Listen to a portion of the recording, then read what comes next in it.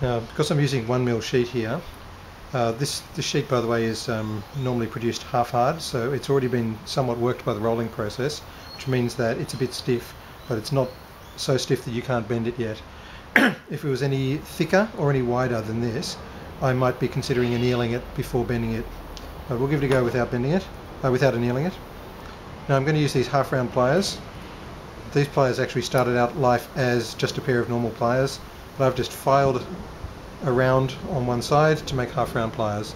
It's cheaper than buying the properly manufactured ones. So pick a side to be the inside, put the round part of the pliers against the inside. And then we start from one end, bending. So just bend a little bit, move along, bend a bit more, bend a bit more. I can feel this is fairly stiff, but it should be alright to make it all the way around. Just do lots of little bends, and we don't have to worry about making it perfectly round now, because we'll fix that later with the ring mandrel. When you're getting close to halfway, it's time to give it a go from the other end.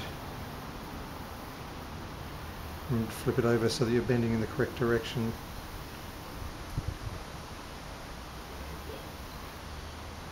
Sort of bend both ends in towards the middle so they meet in the middle. There.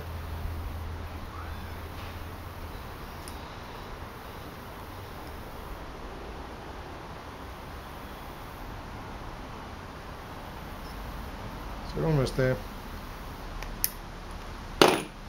Right, so that's close enough. Now you can see they're misaligned, so we'll just bend it to line those up again. If we had a smooth side, like from the edge of the sheet, which we didn't in this case, then we'd like to line those two smooth edges up, and that means there's less filing to do later. But as it is, they were both cut with the saw, so it's much of a muchness. Now we also want to join these two ends together so that they're pressed firmly against each other, so that when we solder it there'll be a clean join and it will actually flow onto both sides. So to do that, we'll bend it under and over and press it in each time, and these two are now firmly pressed against each other. You see there's not quite the same width, but they're pretty close. So filing will fix that later.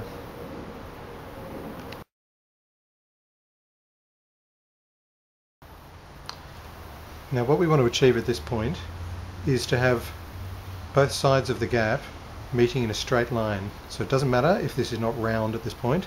We want those two to meet in a straight line so that they will meet nicely to solder, and so that there won't be a bend in the ring when we do round it later. So what I'm going to do there is do a bit of filing in the middle to make these two edges flat. You can see they're not quite straight, there's a little bit of a gap in between them, and then they'll butt up firmly against each other when we solder it. Alright, now in order to butt these two sides of the ring up against each other properly, I'm going to use this file, which is a kind of a wedge-shaped file, so it's narrow on one end and wide on the other end. The reason why we're going to use this is that when we stretch the ring apart, the two sides will be separated at a bit of an angle because we're springing open a circle, and so we don't want to use a double flat file between the two, or when they come back together again there'll be a bit of an angle between them. So I'll use this wedge-shaped file, slide into the gap, and just kind of file both sides at the same time, which will ensure that they become mating parts and butt up nicely against each other. That might be enough. We'll have a little look. You see there's a gap there still, and when they press up against each other there's still a little bit of a gap. I'll do a little bit more.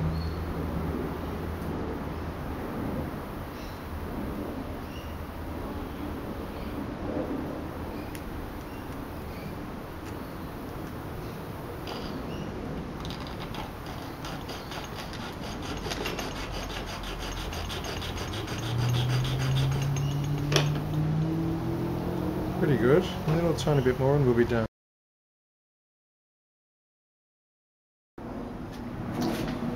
So in preparation for soldering, I've got the ring here on the heatproof block, and I'm going to flux it, add some solder, and then heat it up and solder it. Recently I've been experimenting with this new kind of flux called fire scoff, which protects the surface of the metal as well as acting as a flux. However, in order to make the solder flow. However, I found that I'm not that good at using it yet, so I'm going to go back to a bit of old-fashioned borax. use that as flux and see how that goes. So I've ground up a bit of borax. I've got some on this paintbrush here. I'm going to put just a little bit where I want the solder to flow, because the solder will flow where the borax goes. And we don't want to put too much on, or we'll have to clean up a lot more solder afterwards.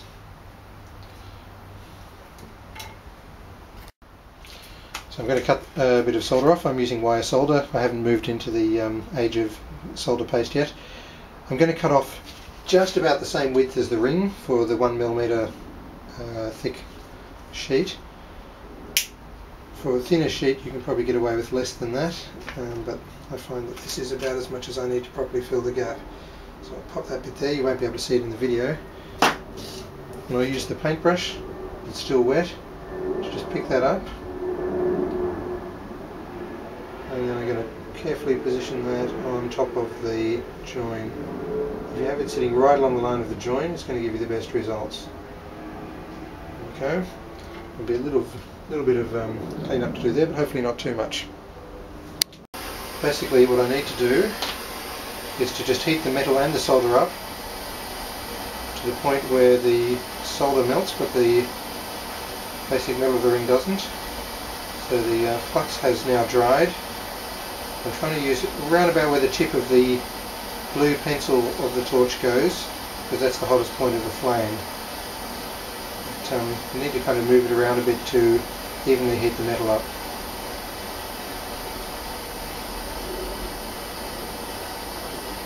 There we go, it's just flowing. You can't see it in the video, but the solder has just melted and flown straight into the crack there. And I think that's looking fairly good. A little bit more on that end. Okay, that will probably have to do it, I think.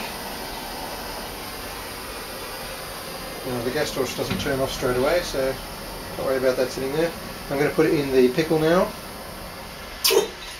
I should have left it a little bit longer than that. You're not supposed to put it in too hot, but it should be fine. Okay, I'm just going to remove the ring from the acid, the pickle, with the copper tongs. Put it into the bicarbonate of soda.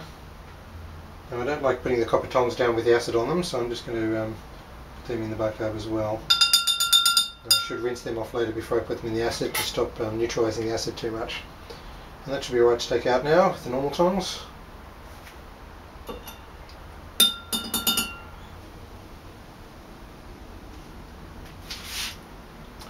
That's not bad. There's still a little bit of fire stain on there, so I might put that back into the acid for a little bit more.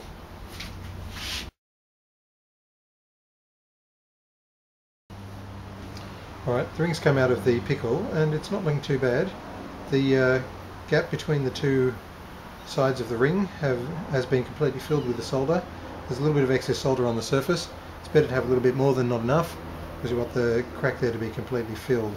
So what I'm going to do now is file smooth where the little blob of extra solder is, and then I'm also going to put it on the ring mandrel and round it up. So I'll just get rid of a little bit of that extra solder there first.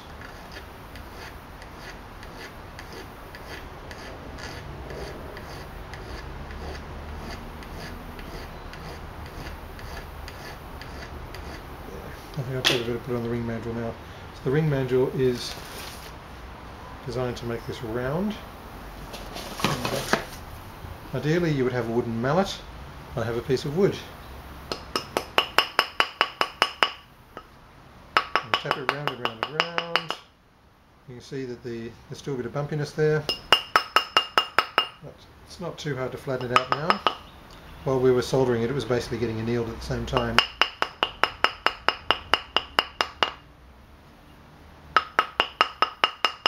It's almost round.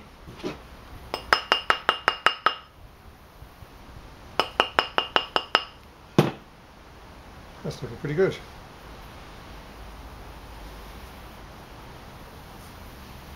There we go. Okay, now the big test, does it actually fit on my finger? Not bad. It's possibly just a little bit tight. It's always hard to tell when it's just been made round because the edges are still sharp and they tend to dig into your skin, so you have to wait till it's been filed a bit. And ideally it would probably be slightly larger, but it's not too bad. It should fit.